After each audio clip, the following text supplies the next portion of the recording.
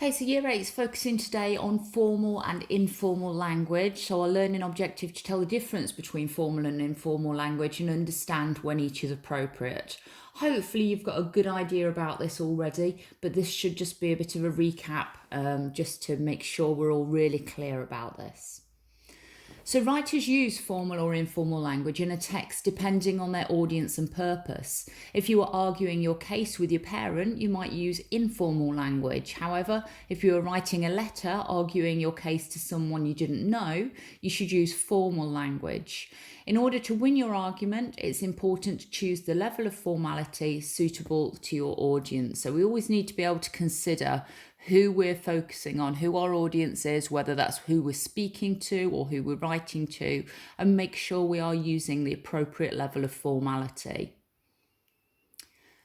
So, quick starter then, which of the following texts should be formally written and which should be written informally? And I'd like you to write a sentence for each one to explain your thoughts. So we've got an emailed job application, a written note left at home to a member of your family, a text message to your sister, a letter to the local newspaper, an information leaflet about bank charges, and an article in a magazine about computer games aimed at teenagers. Okay, so for each one of them, think about who the audience is. Should it be formal? Should it be informal? Have a go at that quickly and then we'll go through the answers. So, the emailed job application, obviously that's going to be formal. You're applying for a job somewhere, even if you're emailing the application rather than writing a letter and putting it in the post, you are still writing that formally. It's to somebody that you don't know and it's something serious because you're trying to get a job. A written note to a member of your family, well, that's going to be informal. They're people that you live with, so you're going to be a lot more informal with those. Text message to your sister, again, informal.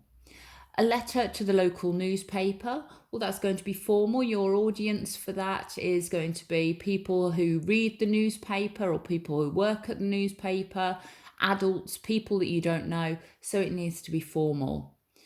An information leaflet about bank charges, again, that's formal. And even if the bank's putting out leaflets rather than letters, they still have to be formal because they're coming from the bank, they're serious, their audience is adults, and that's why we need to make sure it's formal.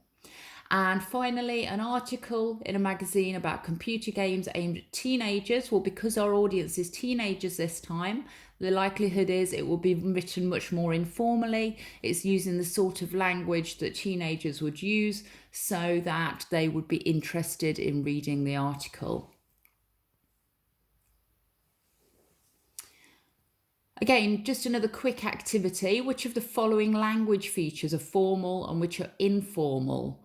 So no contractions. So we will instead of we'll. Contractions just when we shorten words and use an apostrophe where the letters have been missed out. So would that be formal or informal? Slang, formal or informal? Shortened words or text language, formal or informal? Easy short words, formal or informal, complex sentences, formal or informal, and short, simple sentences. So just have a go at working out what you think for each of those, and then again, we'll go through the answers. So no contractions. When we write words out in full, we will do that when we're writing formally. We should try not to contract words, to shorten words when we're writing formal letters or any other form of formal writing. Slang, shortened words and text language, easy short words, we're going to find all of those in an informal piece of writing. Complex sentences we would more likely find in a formal piece of writing, whereas short, simple sentences are more likely to be in an informal piece of writing. So let's have a look at this email then. Just to confirm that I'll be turning up with the guys from work on next Tuesday, 24th of June, for the go-karting, followed by Nosh. As we said, the cost will be £15 per person, and we will bring this in cash. We'd like a table in the bar. If there is only the restaurant free, that's cool. We'll be hitting the town after that, so it'd be great if you can sort the cab as we agreed. Thanks, Bob. So what I'd like you to do is to identify examples of informal language that you think are appropriate for the audience and purpose, and then have a go at writing a more formal version of the email. So let's just have a look at it and think about the informal language that's been used here. If we looked at that third line, going for go-karting followed by nosh. Nosh is a slang word for food, so that certainly would be informal. We'll bring this in cash. Again, that's quite an informal way of speaking. If there's only the restaurant free, that's cool. Again, quite a chatty, informal way of saying that. We'll be hitting the town. Again, that's informal. And the words great and thanks, obviously we've got written in text language there, and then also the smiley face after the name Bob. So quite a lot of informal language there. Give yourselves about 5 or 10 minutes, have a go at writing a more formal version of the email now. Can you make it sound much more formal?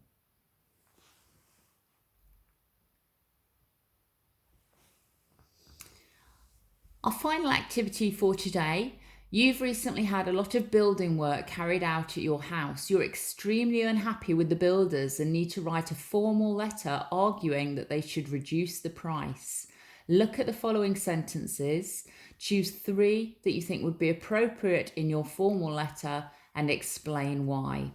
So once you've written your formal email about the go-karting and food, this is what I'd like you to have a go at. You're not actually writing the full letter, you're just choosing 3 of those sentences that you think would be suitable for a formal letter of complaint about the work that the builders have carried out, and you're choosing 3 sentences and explaining why they would be suitable for your letter of complaint. Okay, so again, that should take you about 10 minutes. Off you go.